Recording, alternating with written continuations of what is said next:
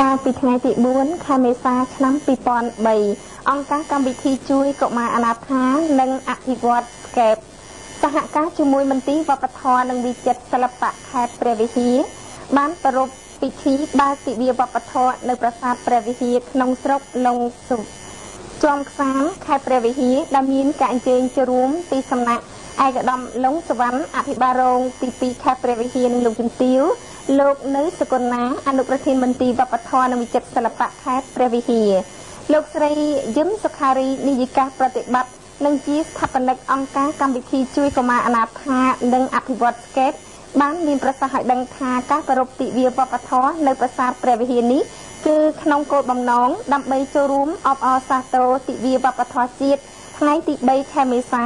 អបអរសាទរបុណ្យចូលឆ្នាំថ្មីដែលនឹងឈានមកដល់នៅពេលខាងមុខជាងនេះទៅទៀតគឺដើម្បីលើកកម្ពស់ការយល់ដឹងរបស់សហគមន៍ដាច់ស្រយាលអំពីវប្បធម៌ប្រពៃណីខ្មែរនិងលើកកម្ពស់ការយល់ដឹងរបស់ប្រជាពលរដ្ឋអំពីផលប្រយោជន៍ការអប់រំនៅតាមជនបទជាពិសេសការជួបជុំគ្នានិងការបដូរយោបល់គ្នារវាងកុមារខេត្តព្រះវិហារនិងកុមាររាជធានីភ្នំពេញ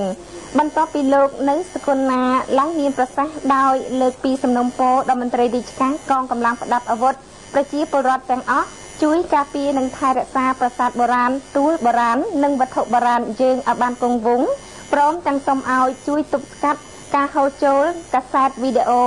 VCD ដែលមានលក្ខណៈអភិរក្សនិងវប្បធម៌ពីលាអាវ៉ាសែរួចមកឯកឧត្តមឡុងសវណ្ណក៏បានថ្លែងនៅការកោតសរសើរនិងវិតម្លៃខ្ពស់ចំពោះសកម្មភាពការងាររបស់អង្គការស្កេតដែលបានចូលរួមចំណែកយ៉ាងសកម្មក្នុងការអភិវឌ្ឍខេត្តព្រះវិហារ